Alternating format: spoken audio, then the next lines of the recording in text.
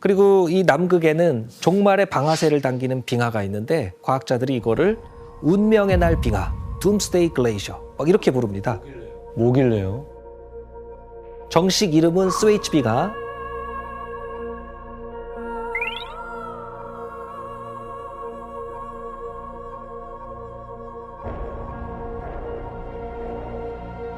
이 지금 스웨이치 빙하 상태가 아주 심각합니다. 이 따뜻한 바닷물이 빙하의 아래쪽을 자꾸 파고 들어가면서 이거를 녹이고 있는데 이 현상이 계속되다 보면은 스웨이치 빙하가 어느 순간 와장창 무너질 수가 있고 안 돼. 금가 있네. 금가 있어. 전체 남극 빙상의 어떤 그 코르크 마개 같은 역할을 하는 거라서 이 마개가 뽑히는 상황이 되는 거죠. 전 지구 평균 해수면을 아주 빠르게 단번에 상승시킬 수도 있기 때문에 이것을 우려하는 것이죠. 이야. 아직은 그 뭐 잠긴 나라는 없죠? 잠기고 있는 나라들이 있습니다. 예. 현재요? 예. 바로 남태평양에 있는 여러 섬나라들. 예를 들면 몰디브만 해도 맞아.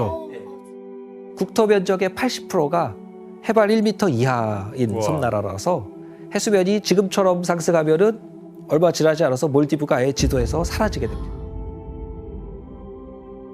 와, 몇 년 안에 그럴 수도 있겠네요. 또 그 남태평양의 투발루 같은 나라는 이미 지난 2000년도에 해수면 상승 때문에 공항이 있던 섬이 통째로 사라졌습니다. 아니 그리고 저기 이태리 베네치아도 좀 상승돼가지고 문제 생겼다고 들었던 것 같은데. 네, 맞습니다. 뭐 지구촌 곳곳에서 이 해수면 상승 그런 피해들을 과거와 다르게 점점 더 자주 겪고 있는데요.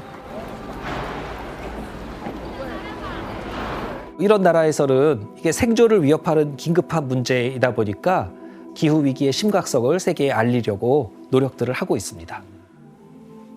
뭐 하는 거야? 바닷속에서 뭐 하는 거지? 몰디브 대통령하고 정부 인사들이 2020년도에 바닷속에서 같이 내각 회의를 하는 모습을 갖다가 이렇게 찍어서 사람들에게 알린 건데요. 사진에서 지금 서명하고 있는 저 서류가 국제사회가 이 기후 위기에 더 적극적으로 대응해야 된다는 것을 촉구하는 그런 성명서입니다.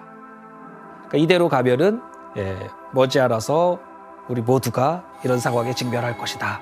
이런 거를 암시하려고 이런 퍼포먼스를 벌인 겁니다. 근데 이 해수면 상승은 이 몇몇 섬나라만 국한된 문제가 아닙니다. 아까도 말씀드린 것처럼 이 바다와 접해 있는 모든 나라, 모든 도시들이 다 잠재적으로 지금 위협을 받을 수 있는 그런 상황인데 우리나라도. 전 세계 인구 중에서 최소 1억 명 이상이 이 해수면 상승 영향을 곧 받게 될 것이다. 이렇게 추정이 되고 있습니다.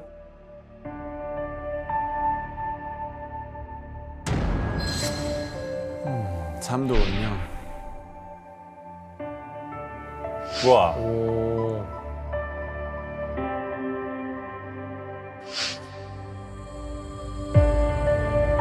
우와. 에? 전부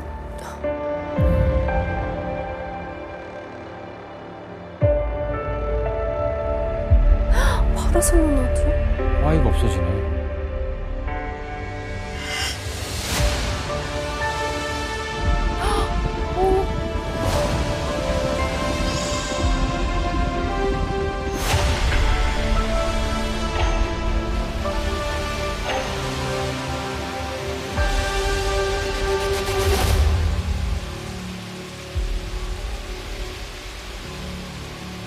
저렇게 된다는 거예요? 와, 부산이 이렇게 된다고?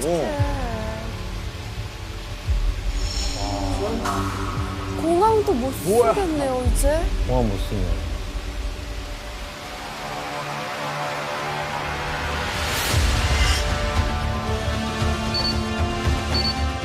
서해 쪽에.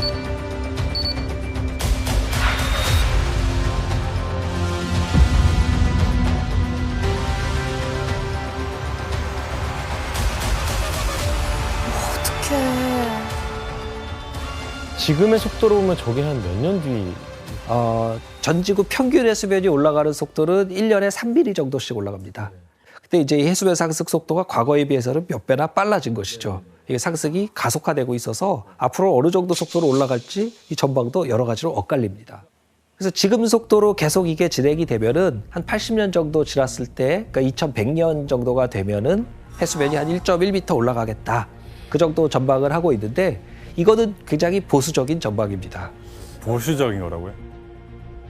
이거는 평균의 수면이 오르는 거기 때문에 지역적으로는 그거보다 더 빨리 올라가는 것도 맞아요, 있고 맞아요. 예, 거기에서부터 다시 태풍 같은 게 오면서 해일이 거기서부터 더 올라가니까 이 침수 피해가 더 심해질 수 있다는 것을 이야기하는 건데요. 이거 뭐 그런 얘기도 있어요. 이거 뭐 우리가 아무리 노력해도 이미 지금 암 말기다. 이거 복구 안 된다라는 사람들도 있는데 어떡해요?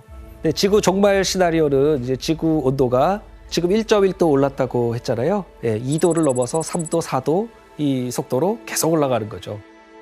그러니까 만약에 우리가 지금처럼 온실가스를 계속 내보내면 수십 년 안에 2도 올라가는 그런 상황에 도달하게 됩니다. 그러면 이제 상황은 그 다음부터는 정말 돌이킬 수 없게 되는 건데요.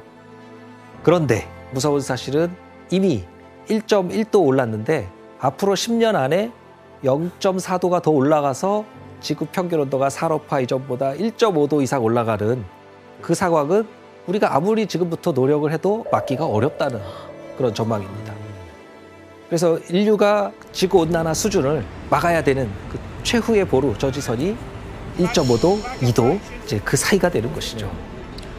그래서 지금 우리가 어떻게 노력하느냐에 따라 완전히 다른 미래가 우리에게 펼쳐질 것이다. 그럼 지금 우리는 어떤 노력을 해야 되느냐? 네. 간단합니다. 딱 두 가지입니다. 두 가지만. 간단하다고요? 딱 두 가지를 하면 되는데 첫째, 탄소 배출을 줄여서 지구 온난화 속도를 급격히 낮추는 노력을 하는 것이 중요하고 우리가 거의 탄소에 기반해서 문명을 만들었다고 할 정도로 탄소에 의존하고 있는데 이제는 빠르게 탈탄소 사회로 바꿔나가야 되는